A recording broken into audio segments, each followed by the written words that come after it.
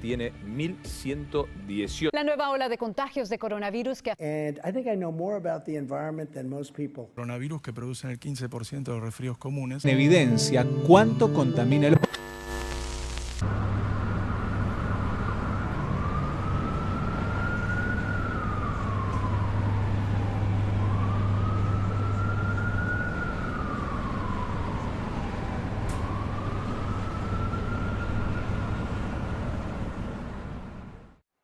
Cuando las cosas se pusieron feas, fue muy fácil echar culpas.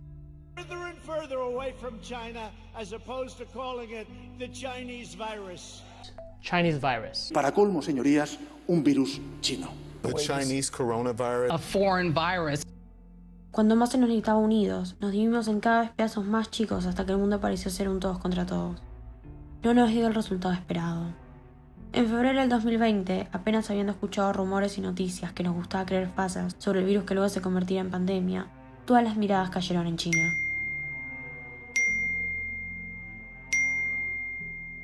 Vimos cómo se desarrollaba el virus como si fuera un reality show en el que la gente no se moría realmente, sino que salía del estudio como si nada les hubiese pasado. Nuestros diarios se llenaron de noticias internacionales. La palabra coronavirus fue trending topic en las redes sociales y los casos subían en cantidades enormes. Y no fue mucho después que llegó la noticia. Porque en China comen murciélagos, porque los mercados son antigénicos, porque todo era evitable si tan solo se comportaban decentemente. Pero ¿qué pasó verdaderamente? ¿No somos nosotros también parte a quienes culpar? Cuando hablamos de pandemia, tenemos que saber que el coronavirus no es la única, que está muy lejos de ser la única. Virus como el SARS, reconocida mejor como gripe aviar, y el ébola también se originaron de animales. El síndrome respiratorio en Medio Oriente, también conocido como MERS, la fiebre del Valle de Rift, el virus del Nilo Occidental, el virus del Zika y el nuevo COVID-19 son solo algunas de las que han causado pandemias o han amenazado con causarlas, dejando claro que la del coronavirus no será la última, y la culpa está lejos de ser de los animales. Los centros industriales de cría, las granjas, poseen una gran acumulación de animales que están allí las 24 horas del día, que no pueden moverse, que duermen sin poder sentarse porque no tienen lugar. La poca salubridad de estos lugares crea, como es de esperarse, una gran cantidad de enfermedades, y aún así no es la historia completa. Les suministran aplicaciones regulares de pesticidas. Su comida es casi en su totalidad transgénica, alimentando una industria que hace más mal que bien. También se les dan antibióticos y antivirales, no por la salud de los animales, sino porque los hacen engordar más rápido, lo que acelera el círculo de producción. ¿A qué precio? Los animales desarrollan resistencia, mutan los mismos virus y bacterias que se generan en sus ambientes, y después nos los traspasan a nosotros mediante los trabajadores. Para el 2015, la misma Organización Mundial de la Salud tuvo que redactar un comunicado pidiendo que se dejase de dar antibióticos a los animales, que entre el 70 y el 80% de los antibióticos del mundo se gastaban en ellos. Nuestra especialidad es hacer oídos sordos. ¿Es posible que el coronavirus haya traspasado en murciélagos humanos? Las probabilidades y la historia nos dicen que es un hecho, pero no de la manera en la que nos hicieron creer. La deforestación, la destrucción de hábitats naturales, la borrosa línea que hay entre el campo y las ciudades, la destrucción del suelo y en lo que en él crece, todo contribuye a un desequilibrio en el medio ambiente que vamos a tener que pagar, si no es que lo estamos pagando ahora. Los animales en la naturaleza poseen miles de virus que fácilmente podrían causar pandemias mayores a esta, pero en la naturaleza están contenidos, sin tener contacto con otras especies y mucho menos con humanos. La destrucción del medio ambiente lleva al traslado de estos animales a esas zonas urbanas.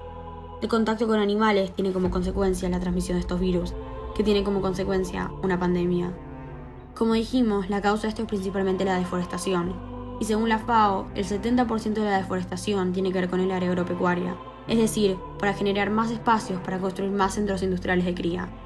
Creamos un ciclo vicioso de explotación, enfermedades y maltrato, que termina en pandemia, siempre. Así, por lo que pareció ser un brote irracional de una enfermedad creada en laboratorios, produjo la instalación de la cuarentena en todo el mundo, más específicamente en el territorio argentino el día 20 de marzo del 2020. De esta manera pasaron varios meses hasta que volvimos a alterar la realidad. Encerrados, sin siquiera tener la posibilidad de salir de nuestras casas, nada nos impidió que creyéramos en lo que quisiéramos. Necesitábamos noticias positivas, necesitábamos algo que contrastara las miles de muertes que había a diario, de modo que el ambiente no tardó en tomar ese lugar. Nos dijeron muchas mentiras, muchas medias verdades, que estábamos tan concentrados en creer que no consideramos jamás en pensar si era una realidad verdadera. Nos decían que el medio ambiente iba a salvarse gracias a la cuarentena. Sin el hombre en las calles, la naturaleza volvería a su ciclo. Así fue que al mirar desde la ventana vimos cómo la contaminación fue cayendo abruptamente. Los niveles de dióxido de nitrógeno bajaron más que nunca, los canales de Venecia se limpiaron, los mercados ilegales de animales se paralizaron, el aire se purificó, el agua fue más clara y en los mapas aparecían cada vez más zonas verdes. Las emisiones de autos, aviones, trenes y barcos descendieron bruscamente, varias fábricas dejaron de funcionar indefinidamente y cuando los muertos subían descontroladamente, por fin la contaminación comenzó a descender. Sin embargo, ¿qué pasaba dentro de nuestras casas? El consumo de electricidad aumentó casi un 200%, el uso del agua también. Generamos casi el triple de residuos que el año pasado, consumimos más y reciclamos menos. Las emisiones de empresas como Amazon, Mercado Libre o Rappi incrementaron. Lo que nos hacemos nosotros lo hace alguien más. El mundo solamente paró si lo miramos desde adentro. La Organización Mundial de la Salud aseguró que los efectos del coronavirus eran poco y nada para combatir el cambio climático. Los gases del efecto invernadero no indicaron una mejoría durante este tiempo encerrados y los niveles de dióxido de carbono son incluso más altos que el año pasado. Mientras que las emisiones parecían bajar, las concentraciones seguían manteniéndose en un gran porcentaje. El dióxido de carbono persiste en el suelo y en los mares durante siglos, así que el efecto de meses de cuarentena no revertirá el daño producido durante milenios. En cambio, las emisiones de dióxido de nitrógeno producidas por los transportes son temporales, permaneciendo en el aire casi 2 días antes de concentrarse en los mares o en el suelo. Los resultados pueden no mostrar lo que esperábamos, sin embargo, sabemos que estamos yendo por el camino correcto. Somos una civilización destinada a consumir y a desechar. Tenemos un mundo entero que sufre por culpa de nuestros desechos y nosotros no hacemos mucho por cambiarlo.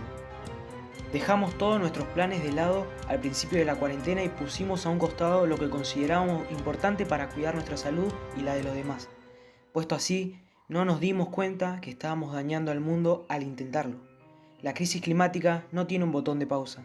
No va a esperar hasta que podamos salir de nuestras casas para arreglar las cosas. El cambio comienza desde adentro.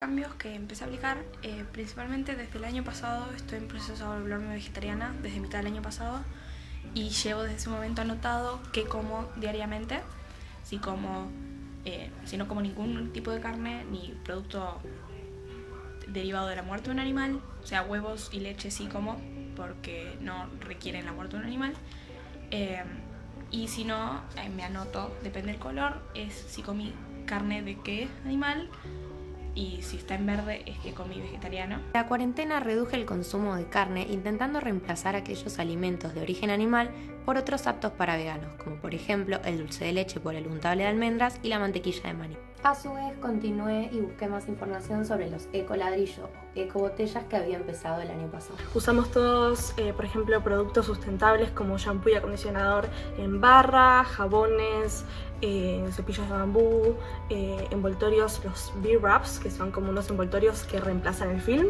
y empezamos una huerta y un compost, y además reducimos el consumo de carne. Bueno, acá muestra un poco qué es lo que estuve implementando en este último tiempo. Algunas de estas cosas ya venían desde antes, como el cepillo de dientes de bambú. Lo que sí, en cuarentena empecé a usar shampoo y acondicionador sólido. También, bueno, intento que los jabones sean artesanales y normalmente compro en dietéticas, no en supermercados. Después todo lo que sea cremas y cosas para la cara, también intento conocer, fijarme de que conozca los ingredientes, que sean de vidrio los frascos. También encontré estos disquitos de algodón reutilizables para usar para la cara, simplemente se tienen de lavar. También empecé a usar desodorante sólido. Bueno, una de las cosas con las que empecé durante la cuarentena fue con las famosas botellas de amor, que como pueden ver consiste básicamente en usar una botella de plástico para rellenarla con más plástico, que puede ser todo tipo de envoltorios, por ejemplo ahí está el del paquete de chocolinas. Y nada, la condición es que estén todos limpios y secos y que cuando uno las va metiendo dentro de la botella que las vaya comprimiendo con un palo, con lo que sea que tenga para ayudarse para que esté como a su límite, ¿no? Que entre la mayor cantidad posible. Uno de los cambios que yo hice a principio de la cuarentena fue reemplazar las toallitas y los tampones por la copita menstrual, que es como un recipiente de silicona hipoalergénico y reutilizable que cumple la misma función o hasta mejor y puede llegar a durarte hasta hasta 10 años si la cuidas bien. Después compro bastante alimento suelto, para eso uso estas bolsitas. Cuando compro y después guardo todo en frascos, bueno, esto es de salsa de tomates o de mermeladas o untables. No me motivó nada más que la necesidad de hacer algo, digamos. Lo único que me consume es tiempo y sé que es mejor que esté por lo menos en mi casa, capaz ocupando espacio y no mucho más, que bueno, que esté en la basura. Y esto no se va a degradar naturalmente. Fue un momento donde tuvimos mucho tiempo y eso nos posibilitó. Estuvimos mucho tiempo en casa, investigamos, buscamos los materiales y construimos una pequeña huerta y compramos un compost y ahí empezamos. Que lo que me terminó de convencer de hacer el cambio este año en lugar del que viene, que era mi plan original en cuanto al vegetarianismo, fue la pandemia en sí. Creo que fue una prueba fehaciente de lo grosso del cambio climático y de todos los prejuicios que le estamos haciendo al planeta por un sistema antiguo y costumbres que mantenemos por una razón cultural. Lo que me motivó a hacer este cambio fue tomar conciencia de que no solo es un cambio en lo personal, por lo económico que es, lo higiénico y lo saludable para el cuerpo, sino que también es un cambio en lo colectivo porque estamos ayudando a reducir un montón de desechos que contaminan al medio ambiente y contribuyen al cambio climático. La razón principal por la que empecé a llevar a cabo estos cambios es más que nada por una cuestión de tiempos. Pude cuestionarme e implementar nuevos hábitos. Era un proceso que ya venía haciendo desde antes, cuando me hice vegana. Y bueno, creo que lo que generó la pandemia es que se visibilice mucho más cómo este sistema de producción y de consumo es insostenible, cómo se caracteriza básicamente por la explotación del medio ambiente, de los animales, de las personas, donde muy pocas se ven beneficiadas y muchas sufren las consecuencias. Creo que la cuarentena influyó notablemente en todos estos cambios que hice y creo que es porque nos dio mucho tiempo para pensar y para hacer introspección y por lo tanto cuestionar nuestra relación con el medio ambiente y qué cosas podemos hacer para cuidarlo y por lo tanto cuidarnos a nosotros. Bueno, mi cambio durante la cuarentena fue que me hice vegetariana. Debo llevar unos casi 4 meses aproximadamente. Y lo que me motivó a hacerlo, yo creo que desde chica que tengo este tipo de ideales, además de que nunca fui una persona que consume mucha carne de ningún tipo, no porque no me gustara, pero nunca fue lo que elegí comer.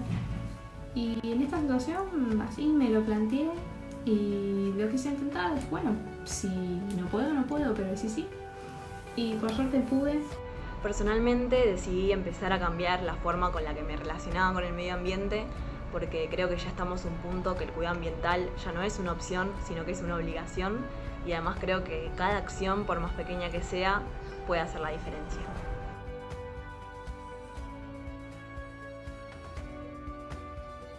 Bueno, toda la gente que conozco estaba muy orgullosa cuando les conté. Además de que muchas de esas personas son tanto vegetarianas como veganas, inclusive familiares míos, así que estaban re felices cuando les di la noticia. Pero en cuanto a mis papás, por ejemplo, por suerte desde el día 1 que fueron súper comprensivos. No, esto nació como una idea de mi vieja, pero la idea originalmente era directamente poner, no sé, las bolsas, lo que sea, la basura, pero mi idea fue cortarlo así, bueno, cabe mucho. Yo, la verdad, recibí mucho apoyo de parte de mis padres en cuanto a la alimentación, en especial de mi mamá, que probó las milanesas de soja y le gustó, y comemos vegetariano casi todos los días nosotras dos. Mi papá no le encantó la idea, pero como fui muy metódica y fui viendo qué comía cada día, cosa de ir bajando mensualmente la cantidad de carne, o sea, no fue de un día para el otro comía carne y no comía más carne. Fue muy progresivo. Y no voy a terminar el proceso hasta ver un nutricionista que me aconseje. O sea, tomé todas decisiones pensando en lo que iban a opinar mis papás, en especial mi padre, y haciéndolo así no tiene críticas. Con respecto a mis vínculos más cercanos, especialmente mi familia lo aceptan, pero no noto una iniciativa. Si yo no me encargo de las cosas como comprar los bolsones, de comprar las bolsitas para las compras, de traer esos temas como lo que está pasando con los humedales, el tratado con China, etcétera, no noto como una iniciativa, ¿no? Creo que más que nada por cuestiones de comodidad. Cuando empecé a recolectar plásticos, mis viejos y mis hermanos no entendían nada de lo que estaba haciendo, entonces me puse a explicarles más o menos de qué iba esta iniciativa, de qué plásticos podían ir adentro de la botella, a dónde las podía llevar y qué finalidad tenían. Siempre que se acordaban, me guardaban algún papel de galletitas, fideos, arroz que me pudiera llegar a servir y yo después lo lavaba y lo metía dentro de la botella. Bueno, nuestro es un proyecto más que nada familiar, porque si bien uno puede tener una iniciativa de empezar a hacer algo, el resto también lo acompaña, empezamos a hacerlo todos en familia porque es algo que hacemos en conjunto. Quizás alguno ayuda más o menos de algún tema que otro, pero es algo en familia donde generalmente hay un apoyo unánime. En cuanto a mi familia, me apoyan en estos cambios. Mi mamá es vegetariana hace bastante tiempo y mi papá es un aficionado a la cocina, lo cual me permite poder reemplazar los alimentos con carne más fácil. Ahora que la cuarentena formalmente llegó a su fin, los carteles en la calle dicen: comer carne causa pandemias. Hay videos, fotos y afiches circulando pidiéndonos algo tan simple como firmar una petición en una página web. ¿Para qué? El presidente, Alberto Fernández, está en planes de llegar a un memorándum de entendimiento con China para impulsar la producción de cerdos a nivel local. La idea del acuerdo es que el gobierno chino financie centros industriales de crías en nuestro territorio, cuya producción después será importada a la propia China. Con este acuerdo, nosotros haríamos su trabajo sucio. Como ya dijimos, los centros industriales de cría no hacen más que gastar recursos, destruir el medio ambiente y sobre todo producir pandemias. La instalación de estos centros en Argentina tendría consecuencias gravísimas como más incendio de humedales y bosques nativos, la contaminación del agua, aire y tierra, la aparición de enfermedades zoonóticas y pandemias, la propagación de gases de efecto invernadero, el propio cambio climático y una extrema crueldad animal. La realización del acuerdo pagaría 3.796 millones de dólares al Estado argentino, generaría nuevos empleos y ayudaría a que el país se alivie en algunas medidas de la crisis económica mundial que nos espera en la post-pandemia. Sin embargo, las palabras de la directora del Programa del Medio Ambiente de las Naciones Unidas sobre generar una economía sustentable parecen haberse quedado en el olvido para el gobierno argentino. Si esto se lleva a cabo, estamos casi garantizados de ser el próximo epicentro de una posible nueva pandemia, de destruir el único ambiente que tenemos, de contaminar nuestros aires, mares y tierra sin vuelta atrás. China, harto de este virus, busca satisfacer su demanda de carne a costa de nuestro país, pensando que nuestra salud y nuestra tierra son negociables a cambio de dinero. Entonces, está en nosotros, manifestándonos, haciéndonos escuchar, firmando las peticiones, decidir cuál es nuestro futuro. De este modo, todo cambio desde adentro se refleja hacia afuera. Es momento de cambiar nuestro hábito de mirar para otro lado.